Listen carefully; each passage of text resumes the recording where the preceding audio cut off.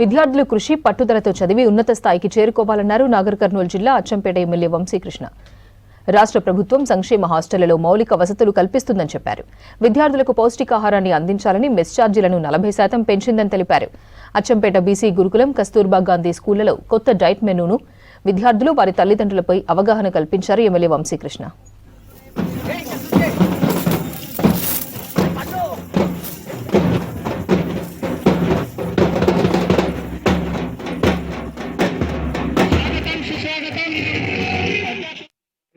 Schooling కూడా ఆ రకంగా ఉండాలి.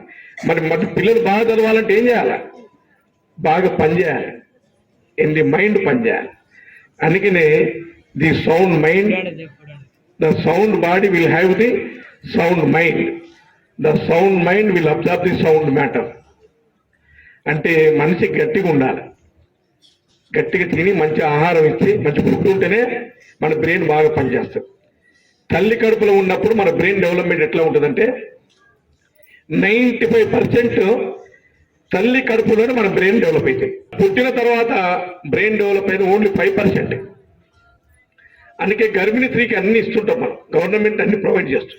కనుక మంచి పిల్లలు పుట్టాలి, మరి మంచి పిల్లలు పుట్టాలి, మంచి చదువుకోవాలి, పెద్దవాళ్ళు కావాలి అని ప్రభుత్వం ఎందుకు కోరుకుంటుందంటే మీరందరూ, ప్రభుత్వం అంటే ప్రజల ప్రభుత్వం, మీరు గట్టిగా చదివి మీ కుటుంబానికి, మీ ఊరికి లేదా మీ మండలానికి, మీ జిల్లాకు, మీ రాష్ట్రానికి పేరు తెస్తే అందరికి పేరు వచ్చినట్లే.